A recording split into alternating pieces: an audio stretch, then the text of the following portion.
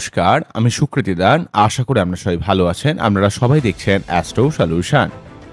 আজকে আমি আলোচনা করব যে সমস্ত বৃশ্চিক রাশি বা লগ্নের এই মুহূর্তে কতগুলো নেগেটিভ ব্যাপার অলরেডি চললেও দুটো গ্রহের ট্রানজিট, মঙ্গল এবং শুক্রের দুটো ট্রানজিট আপনাদের জীবনে সর্বাত্মকভাবে একটা পজিটিভ রোল প্লে করবে।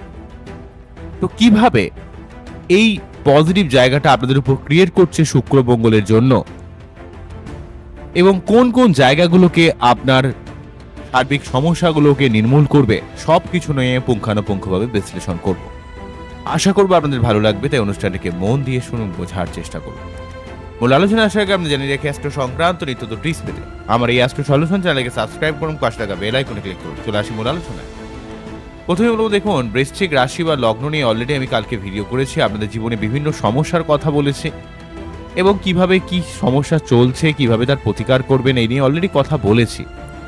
তো আজকে মেনলি গোচরের কিছু ব্যাপারগুলোকে আপনাদের কাছে তুলে ধরব। তো আপনাদের ক্ষেত্রে অষ্টমভাবে বৃহস্পতি, যেহেতু পঞ্চমপতি দ্বিতীয়পতি অষ্টমে রয়েছে, কিছুটা পেটের সমস্যা, অর্থকেন্দ্রিক সমস্যা, তবে আপনাকে জীবনে কোনো গভীর কোনো পরিবর্তন হতে পারে বৃশ্চিক রাশি বা লগ্নের ক্ষেত্রে, বা আপনাদের কিছু কিছু ক্ষেত্রে ফাটকা জায়গা থেকে কিছু লাভ হতে পারে, এই ব্যাপারটা ইন্ডিকেট করছে যেহেতু দ্বিতীয়পতি অষ্টমভাবে রয়েছে। বা আপনি ক্রিয়েটিভ লাইন অনেক উন্নতি করতে পারেন অষ্টমভাবে বৃহস্পতি থাকার জন্য। আমরা জীবনে হঠাৎ করে কিছু মিরাকেল করতে পারে লাইফে, যেহেতু আপনাদের অষ্টমভাবে এখানে বৃহস্পতি অবস্থান করছে এবং আপনারা যেহেতু রাশিচক্রে অষ্টম ভাব, তাই আপনাদের জীবনে অনেক গোপন ব্যাপার থাকে, সেই জায়গাটাকে আপনারা হঠাৎ করে কিছু উন্নতির ব্যাপার কিন্তু ইন্ডিকেট করছে। অন্যদিক থেকে চতুর্থ দশমে রাহুকেতু, যাদের বিশেষ করে বৃশ্চিক লগ্ন, তাদের পরিবার রিলেটেড ব্যাপার থেকে এবং কর্ম রিলেটেড ব্যাপার থেকে কিছু সমস্যা ক্রিয়েট করছে। তো এই জায়গাগুলো সব থেকে একটু নেগেটিভ থাকলেও দীর্ঘদিন ধরে শুক্র এবং মঙ্গল কিন্তু ডিস্টার্বে ছিল। 28শে জানুয়ারি থেকে সেই যে শুক্রদেব উচ্চস্থ হয়ে মীন রাশির ঘরে প্রবেশ করেছিল, প্রথমে রাহুযুক্ত, তারপরে শনি রাহুযুক্ত, তারপরে শুধুমাত্র শুক্র শনিযুক্ত। তো এই সমস্যাগুলো দীর্ঘদিন ধরে আপনাদের সপ্তমপতি এবং দ্বাদশপতি এই সমস্যার মধ্যে পড়ে থাকার জন্য আপনার অর্থকেন্দ্রিক বিভিন্ন দিক থেকে চাপ, মানসিক একটা অশান্তি, রিলেশনশিপ, প্রেম ভালোবাসা, পাবলিক ডিলিংস, ব্যয় সংক্রান্ত ব্যাপারে, ভোগের দিক থেকে, ভালো থাকার দিক থেকে, মানসিক শান্তির দিক থেকে, মনের মধ্যে যে পরিতৃপ্ততা, সেই জায়গাটা বিভিন্নভাবে ডিস্টার্ব হয়ে যাচ্ছিল বৃশ্চিক রাশি বা লগ্নের দিক থেকে। অন্যদিক থেকে মঙ্গল আপনাদের নবমভাবে থাকলেও ভাগ্যকে আপগ্রেড করানোর চেষ্টা করলেও, যেহেতু কর্কট রাশির ঘরে ছিল, তাই এখানে মঙ্গল কিন্তু আর নিজস্ব ভাবে থাকার জন্য আপনাদের শরীরের মধ্যে একটা কমজোরি ভাব, শরীরের মধ্যে যেন কিছু ভালো লাগছে না, অস্থিরতা একটা অনুভব হচ্ছিল। কিছু ক্ষেত্রে পেটের সমস্যা, কিছু ক্ষেত্রে মানসিক চাপ, শারীরিক বিভিন্ন কমপ্লিকেশন, মেয়েদের বিভিন্ন গাইনোকল প্রবলেম, বিভিন্ন কিছু নিয়ে আপনাদের ক্ষেত্রে কিন্তু একটু সমস্যাগ্রস্ত করছিল। সমস্ত বৃশ্চিক রাশি বা লগ্নের এই ব্যাপারগুলোর জন্য একটু ডিস্টারবেন্সের অবস্থার মধ্যে দিয়ে কিন্তু আপনাদের যাচ্ছিল। তো যাই হোক, দুটো পরিবর্তন হবে, অলরেডি একটা হয়ে গেছে। 31শে মে এখানে শুক্রদেব রাশি পরিবর্তন করে আপনাদের ষষ্ঠভাবে প্রবেশ করেছে, পঞ্চম ভাব থেকে ষষ্ঠভাবে।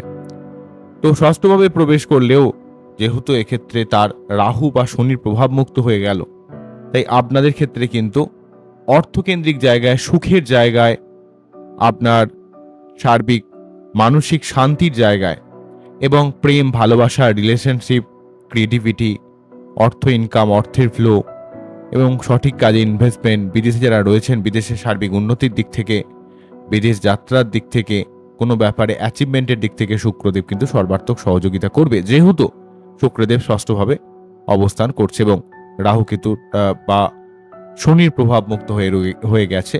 সেই দিক থেকে কিন্তু সার্বিকভাবে একটা পজিটিভ রোল প্লে কিন্তু করবে ডেফিনেটলি ভাবে। তবে আপনাদের শুক্রের অবস্থান ভালো হতে পারলে আপনাদের নতুন কোনো কর্মপ্রাপ্তি, কর্মের উন্নতি, অর্থকেন্দ্রিক কিছু উন্নতি, নতুন কোনো প্রেম আসার সম্ভাবনা ক্রিয়েট করা, বা যারা অলরেডি কোনো সম্পর্কের মধ্যে রয়েছেন, বৈবাহিক সম্পর্কের মধ্যে রয়েছেন, সেই জায়গাটার একটা সার্বিক উন্নতি কিন্তু করবে।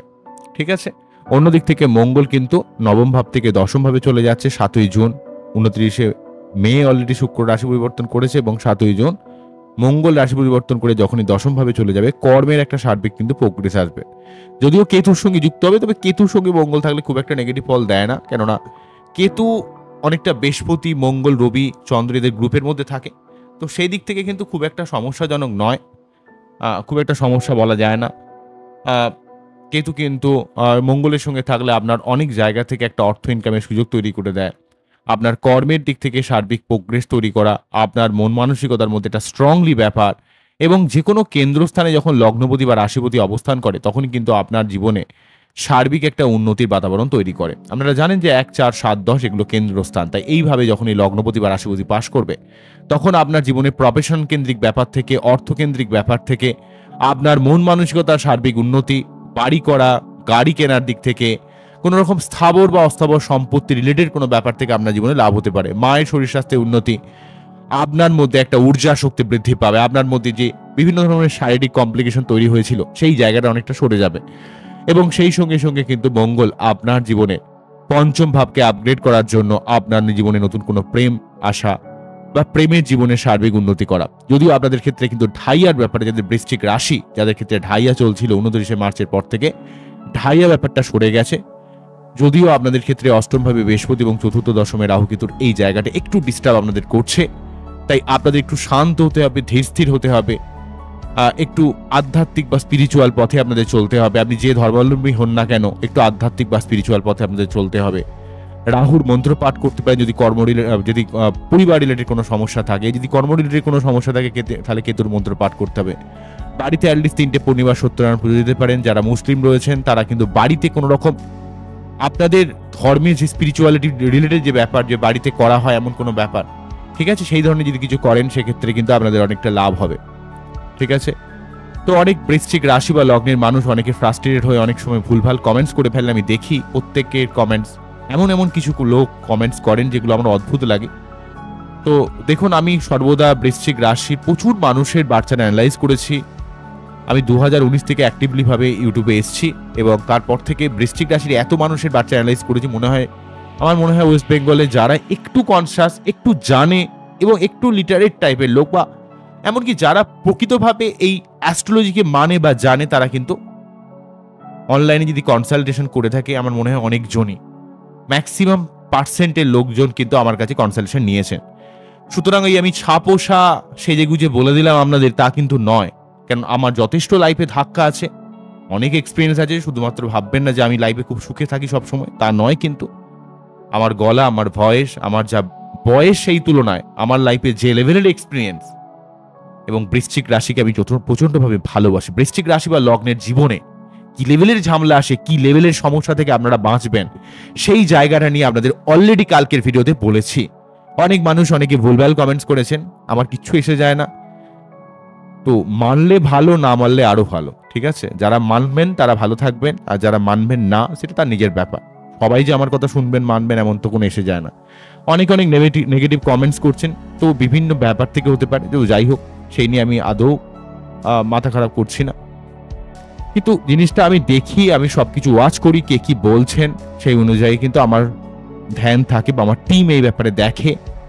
ঠিক আছে, প্রত্যেককে আমি বলছি যে জিনিসগুলো যেগুলো আমি বলছি এগুলো মানলে আপনাদেরই ভালো। কেননা অষ্টম ভাব পরিবর্তনের ভাব, অষ্টম ভাব গুপ্ত বিদ্যার ভাব, অষ্টম ভাব লাইফে ঝামলারও ভাব।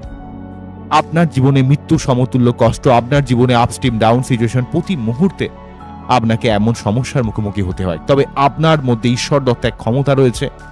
আপনি যদি একটু আধ্যাত্মিক হন, আপনি যে ধর্মাবলম্বী হন না কেন, হিন্দু হলে যে সবসময় আপনাকে হিন্দু ধর্মই খুব ভালো, মুসলিম ধর্ম ভালো নয়, বা যারা মুসলিম তারা মনে করতে পারেন যে আমার ধর্মই সব থেকে ভালো। তো এই ধরনের কোন রকম কন্ট্রোভার্সিয়াল ব্যাপার নয়। আপনি যে ধর্মাবলম্বী মানুষ, অন্য অপোজিট ধর্মাবলম্বী মানুষকে অবশ্যই সম্মান জ্ঞাপন করবেন এবং নিজের যে ধর্ম তার উপর আস্থা রেখে আপনি সেই কাজগুলো করবেন। উগ্রতাকে আপনাদের কমাতে হবে। অষ্টম ভাবে যেহেতু বৃহস্পতি রয়েছে, আপনার মধ্যে খুব ভুলভাল সিদ্ধান্ত নেওয়া, পেটের সমস্যা ক্রিয়েট করা, মাথা গরম করে ফেলা, সন্তান, পড়াশোনা, প্রেম ভালোবাসা, অর্থকেন্দ্রিক জায়গা থেকে হাজারো সমস্যা আসতে পারে। এই ব্যাপারগুলো একটু কনসাস হবেন সমস্ত বৃশ্চিক লগ্ন বা রাশি মানুষেরা। ঠিক আছে, এবং একটু ধৈর্য রাখতে হবে, একটু অধ্যাবসায় রাখতে হবে। কারণ আপনার জীবনে ধীরে ধীরে পরিবর্তন হয়। পরিবর্তনটা লং টার্ম বিশেষে হবে, কিন্তু পরিবর্তন ডেফিনেটলি হবে। আপনি যদি লেগে থাকেন, আপনি যদি চেষ্টা করেন, আপনার জীবনে কোনো কেউ আপনাকে ডমিনেট করে রাখতে পারবে না। কিন্তু আপনার চলার পথকে সৎ হতে হবে, স্বচ্ছ হতে হবে, ট্রান্সপারেন্ট হতে হবে। এবং আপনাকে চেষ্টা করে যেতে হবে। আপনার জীবনের গতিপথে, আপনার চলার পথে অজস্র কাঁটা থাকবে, পাথর থাকবে, খানাখন্দে ভরা থাকবে। কিন্তু আপনি জীবনে যদি মনে করেন সেই সাকসেস আপনি অ্যাচিভ করতে চান, আপনার জীবনে ডেফিনিটলি সাকসেস হবে। বাধা ডেফিনিটলি থাকবে। বৃশ্চিক যদি আপনার হয়, ঠিক আছে? তাতে যদি কেউ বলেন যে, "দাদা তাহলে আর বেঁচে থেকে লাভ কি?" তাহলে তো কিছু বলার নেই। তো আপনার জীবনে অনেক কিছু ঘটবে, অনেক কিছু পরিবর্তন আসবে, অনেক বাধার সম্মুখীন হতে হবে। আপনি লড়াই করে এগিয়ে চলবেন। যে ব্যাপারগুলোকে বলি সেগুলো করলে আপনার জীবনের সমস্যাগুলোকে অনেকটা কমানো যেতে পারে। তো যাই হোক, তো এই ব্যাপারগুলো আপনাদের মানতে হবে। অষ্টমভাবে বৃহস্পতি থাকার জন্য প্রতি বৃহস্পতিবার নিরামিষ খাওয়া, বৃহস্পতিবার মন্ত্র পাঠ করা, 4th হাউস এবং 10th হাউসে রাহুকেতু থাকার জন্য বাড়িতে সত্যনারায়ণ পুজো দেওয়া এবং নিজেকে একটু নৈতিক পথে রাখা, ডিসিপ্লিন ওয়াইজ থাকা। পঞ্চমভাবে এই মুহূর্তে শনি রয়েছে। আপনাদের ক্ষেত্রে যাদের লগ্ন তাদের ক্ষেত্রে একটু বিষণ্ণতা ব্যাপার আসতে পারে। তবে পঞ্চমভাবে শনি কিন্তু আপনার ক্রিয়েটিভ লাইনে নতুন কোনো কিছু করার দিক থেকে আপনাকে অনেকটা হেল্প করতে পারে। বা সন্তানের ব্যাপারে বা প্রেমের ব্যাপারে আপনাদের কিন্তু একটু ওয়াকিবল থাকতে হবে, শনি যেহেতু এখানে পঞ্চমভাবে রয়েছে। তবে সবথেকে বিপজ্জনক হচ্ছে 4th হাউসে রাহু। আপনার মায়ের শরীর স্বাস্থ্য কিছুটা খারাপ হতে পারে, পরিবার রিলেটেড কিছু সমস্যা হতে পারে, পরিবারের মধ্যে সবসময় একটা চাপ, অস্থিরতা বা কর্ম রিলেটেড ব্যাপারে হাজারো শত্রুতা। তবে যাদের বাচ্চাদের রাহু কেতু অনেক ভালো, তাদের কিন্তু কর্মের কোনো পরিবর্তন হতে পারে, বিদেশ যাত্রার কোনো সুযোগ হতে পারে, বা বিদেশে যারা অলরেডি রয়েছেন তাদের কিন্তু বিদেশ থেকে একটা ভালো কর্মের উন্নতি ব্যাপারটা কিন্তু ইন্ডিকেট করবে। তবে সবসময় একটা মানসিক অতৃপ্ততা, অস্থিরতা এগুলো কিন্তু আপনার আসছে। তো এই ব্যাপারগুলোকে একটু বুঝতে হবে, ঠিক আছে? তো এই হলো বৃশ্চিক রাশির এই দুটো যে পরিবর্তন, রাশি পরিবর্তন শুক্রের 31শে মে অলরেডি রাশি পরিবর্তন হয়ে গেছে। তার জন্য আপনার বৈবাহিক লাইফ, প্রেম, ভালোবাসা, রিলেশনশিপ, সেক্সুয়াল লাইফ, অর্থকেন্দ্রিক জায়গা, মন মানসিকতার জায়গা, অর্থের ফ্লোর জায়গাটা, মানসিক পরিতৃপ্ততার জায়গাটা এবং মঙ্গলের নবম ভাব থেকে দশম ভাবে গিয়ে কর্মর পাশাপাশি আপনার জীবনের সার্বিক উন্নতি, অর্থলাভ এবং আপনার একটা স্ট্রংলি ভাব তৈরি করবে। উইকনেস ভাবটা এটা কেটে যাবে এবং কর্মের নতুন কোনো পরিবর্তন কিন্তু আসতে পারে। তাই এই সময়টাকে অবশ্যই কাজে লাগান, ঠিক আছে? তো আমি টোটাল অনুষ্ঠানটা যে ব্যাপারগুলোকে আপনার কাছে আপনাদের কাছে তুলে ধরলাম, সেটা আপনাদের কতটা ভালো লাগলো সেটা কিন্তু অবশ্যই কমেন্ট সেকশনে জানাবেন। কারণ আপনারা যা কমেন্টস করেন সেগুলো কিন্তু আমি খুব খেয়াল করি, ঠিক আছে? এবং সেই অনুযায়ী আপনাদের যথেষ্ট কেননা আপনাদের সম্মান দেওয়ার চেষ্টা করি এবং সেই ব্যাপারগুলো দিয়ে আমি কিন্তু নেক্সট কন্টেন্ট বানানোর চেষ্টা করি যাতে আপনারা উপকৃত হতে পারেন। তবে অনেকে অনেক সময় ফোন করেন, অযথা বিরক্ত করেন। আমি এটা রিকোয়েস্ট করব, যারা কনসালটেশন নিতে চান তারাই শুধুমাত্র হোয়াটসঅ্যাপ করবেন বা ফোন করবেন, ঠিক আছে? বিভিন্ন দাম জিজ্ঞাসা করার জন্য এইগুলো করলে আমার খুব ডিস্টার্ব হয়, ঠিক আছে? তো এইগুলোকে একটু আপনারা মান্যতা দেবেন, কেননা একটা বড় কাজ এমনি একদিনে হয় না। অনেক অনেক এর উপর পরিশ্রম থাকে, লড়াই থাকে, অনেক প্রতিবন্ধকতাকে নিয়ে আমাকে এগোতে হয়। তো সেই জায়গাগুলোকে একটু কোঅপারেট করবেন, কারণ আপনাদের কোঅপারেশন না থাকলে আমি অবশ্যই এই জায়গায় আসতে পারতাম না। তো thanks to audience, thanks to YouTube, যারা আমার এই অ্যাস্ট্রো সলিউশন চ্যানেলটি দেখেন, ভালোবাসেন। আপনাদের অজস্র মানুষের ভালোবাসা, অনুপ্রেরণা পেয়েছি, তাই ভিডিও করার আজ পর্যন্ত অনুপ্রেরণা পাই। তো যাই হোক, আজকে এখানেই থামছি। আবারও দেখা হবে নতুন কোনো ভিডিও নিয়ে। নমস্কার, থ্যাংক ইউ।